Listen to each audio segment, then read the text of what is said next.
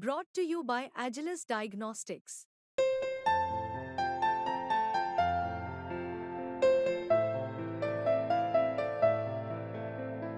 Agilus Diagnostics. क्या वजह पाते हैं और क्या विकल्प आप देख पाते हैं निकट भविष्य में? देखिए ये बहुत गर्व की बात है कि एक समय ऐसा था जैसे नालंदा, तक्षशिला, उस ज़माने के हार्वर्ड हम ही थे। लोग कहते हैं कि भाई India was the light of Asia. ये महात्मा बुद्ध के बारे में भी कहा जाता है कि वो लाइट ऑफ एशिया थे, लेकिन यहाँ की जो संस्कृति है इसके बारे में भी कहा जाता है। चाइनीज़ दूत एक हैं जिन्होंने कहा कि एक बुलेट भी फायर नहीं किया, लेकिन 300 साल इंडिया का इन्फ्लुएंस हमारे ऊपर रहा, चाइना पे, हमारी सभ्यता पे, सब कुछ इंडिया से ही डिराइव था।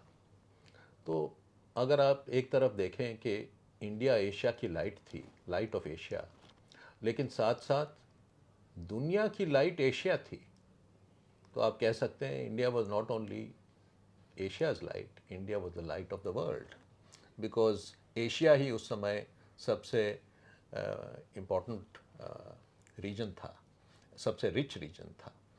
और जिस तरह अब हार्वर्ड दुनिया से अलग अलग देशों से जाते हैं स्टूडेंट पढ़ने के लिए, उस समय अलग अलग देशों से लोग यहाँ आते थे, नालंदा में पढ़ने, तक्षशिला में पढ़ने, और ऐसी ऐसी लाइब्रेरीज़ थीं।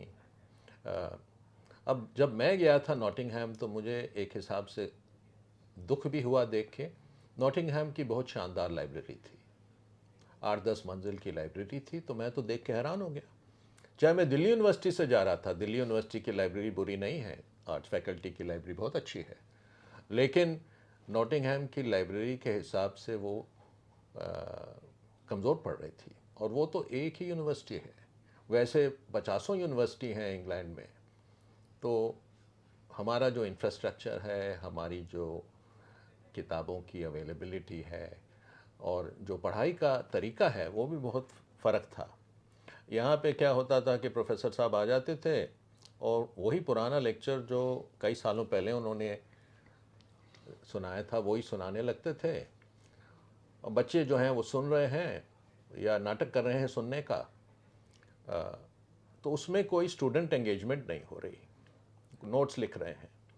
अच्छा, वहाँ पे हिसाब नहीं था ऐसे। नॉटिंघम में, हार्वर्ड में, कैम्ब्रिज में, वहाँ पे सेमिनार किस्म का लेक्चर चलता है अक्सर। तो क्या है कि एक राउंड टेबल है, सब स्टूडेंट्स उसके इर्द गिर्द सर्कल में बैठ जाते हैं, और उनको पहले बता दिया जाता है कि भी आज हम किसी भी विषय पे बात करेंगे, आप पढ़ के आइए, ये आपके नोट्स हैं। वो आते हैं तो समझिए 25-30 लोग एक घेरे में बैठ गए हैं, और प्रोफेसर उनको कहता है कि आप मुझे ये बताइए कि कोई भी सवाल दे देंगे, क्या वाकई में इंडिया जो है वो सबसे प्रसिद्ध देश था शिक्षा में प्राचीन काल में? आपने सब कुछ पढ़ा होगा, आप आपस में डिस्कस करिए। और बीच बीच में वो सवाल पूछता रहेगा। अब ऐसी बात है, स्टूडेंट्स को तो एंगेज करना ही है, वो खुद ही लेक्चर को लीड कर रहे हैं। जो प्रोफेसर का जॉब है वो सिर्फ एक कोऑर्डिनेटर है, और वो चाह रहा है कि, और बीच बीच में वो सवाल पूछ रहा है, चैलेंज कर रहा है स्टूडेंट्स को, क्या आपने ये बात असर्ट की, ये आपने क्यों नहीं सोचा। तो एक किस्म से जो क्रिटिकल थिंकिंग है, जिसकी इंडिया में कोई शॉर्टेज नहीं है, लेकिन हम उसको हार्नेस नहीं कर पाते। हमारा सिर्फ इंस्ट्रक्शन मोड यही रहता है। मैं अब समझ लीजिए हिंदू कॉलेज से पढ़ा हूँ।